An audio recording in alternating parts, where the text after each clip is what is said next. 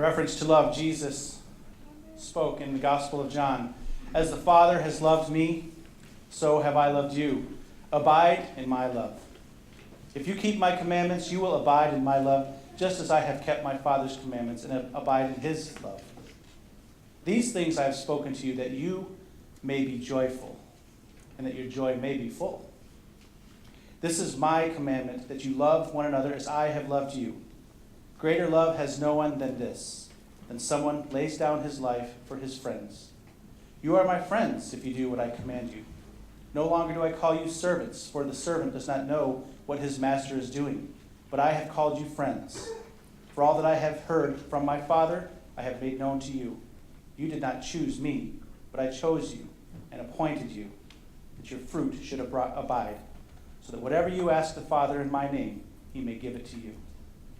These things I command to you, so that you will love one another." This passage in John is one that is perfect for this wedding day.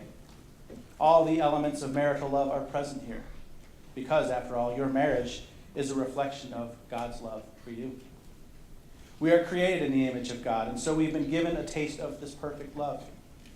The very first man and woman were married, and God said the two became one flesh.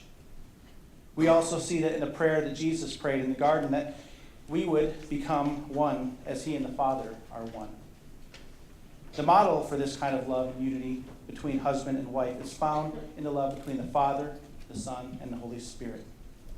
And in order for you to understand the marriage relationship and the blessing that you are entering into today, we have to understand God's love for us and from his point of view.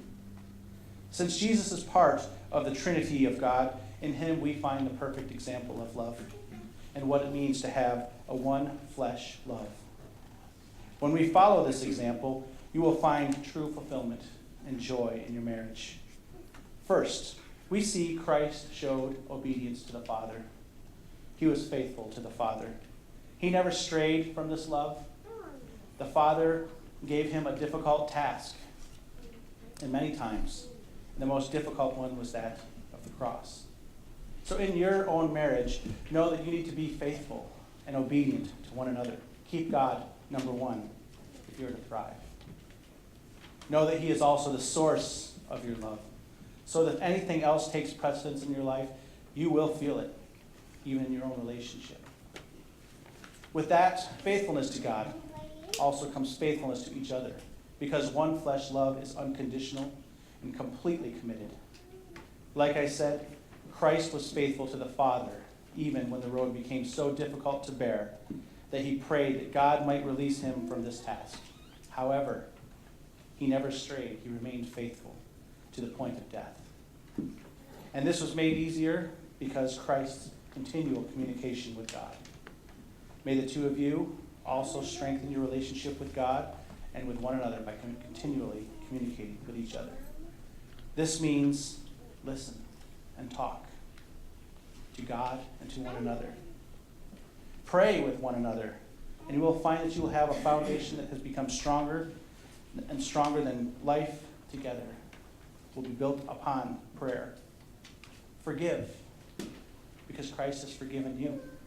He never stops forgiving his bride, which is what he calls the church. Too often we forget the importance of forgiveness within our own marriages. You should resolve right now to refuse to carry any old baggage of issues to use as ammunition in some future conflict. Christ also showed selfless love. What did he do for his bride? He gave his life for her. Greater love has no one than this, that he lay down his life for the ones he loves. This is so important and is really the definition of a godly marriage. Rochelle, put Tyler's needs above your own. Tyler, put Rochelle's needs above your own. Because now, whatever happens to one happens to the other, because you are one flesh, united in marriage. We see on the cross the realization of perfect, selfless love. When Christ was at his greatest moment of personal need, he did not forsake the greater need of the bride, the church. He continued and died for her. This is the model for your marriage. A love that puts each other first. Love each other with that kind of devotion, and you'll see that God intended a special blessing for you and your marriage. There are many things that will struggle and try to take place of your spouse and be the object of affection in this world. But if you follow Christ's example of true, selfless love, then you will protect yourselves from any danger.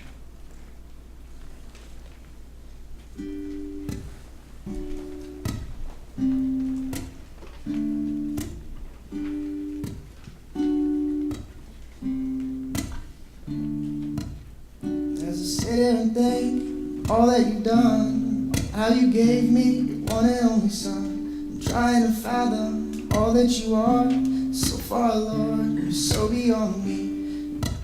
Reverence, I fall down in fear. I'm asking you, Lord, won't you please draw near? Open my eyes, can see by the way you're working in me. All I need is your love. Come and fill this heart of mine. My heart is a desert that is gone dry. Need your love to carry me by, carry me by, carry me by. And I lay down my life, I put it before you, put all that I have in your hands. I'm not gonna question why you're so faithful, why that you give me the blessing that you have. The glory be known, let the glory be shown. You are my love unto the throne. You are my love, you are my king. To you I give you everything. All I need is your love to come and fill this heart of mine. My heart is a desert that is gone dry. I need your love to carry me by, carry me by,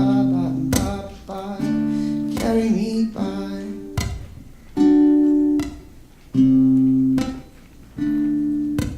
And I lay down my life, I put it before you. All that I am is in your hands. I'm not gonna question why you're so faithful, why you give me the blessings that you have. Let the glory be known, let the glory be shown. Lift you up unto the throne. You are my love, you are my queen. To you I give you everything. All I need is your love to come and fill this heart of mine. My heart is a desert that is gone dry. I need your love to carry me by, carry me by, carry me by,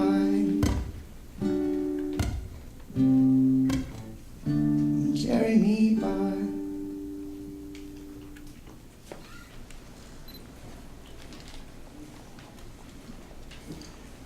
Tyler and Rochelle, I call to your attention the seriousness of the decision which you have made and the covenant you are about to declare before God and these guests.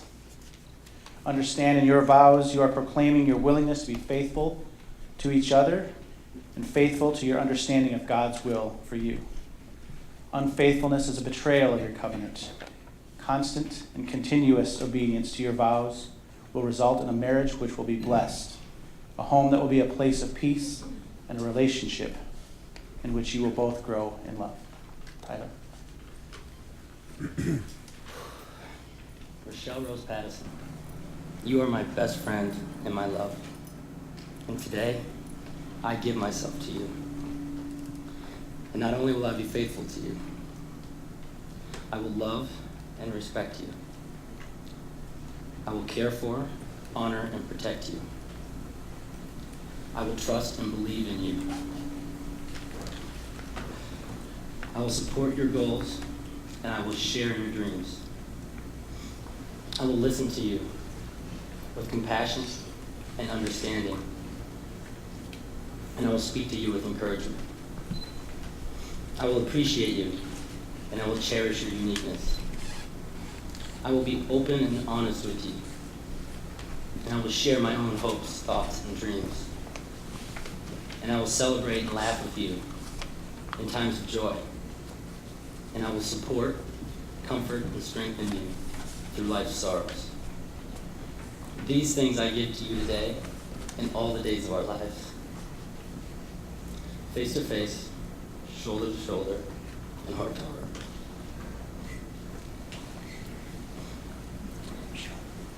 All of that.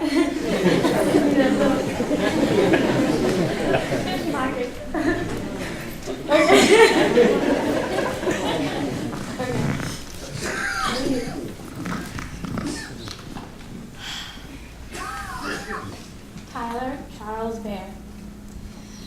Today, I am fortunate enough to stand in front of God, family, and friends and commit my life to the man of my dreams. I promise from this day forward to laugh with you and cry with you, to support you and encourage you, to always pray with you, whether we're happy or sad, to always dream big with you, and to always love you unconditionally. Someone once said, for every yes, 1,000 no's follow. And that's what I get to do today. I get to say yes to a man who I respect and admire and trust with all my heart. To a man who makes me stronger spiritually, mentally, and physically. Someone who inspires courage and hope, shows grace, and is always patient, no matter how long I take to get ready. I get to say yes to the man who was created for me to love. And with that yes, I promise to say no to everything else that doesn't bring us closer to each other and closer to God. Today, I say yes to becoming your wife.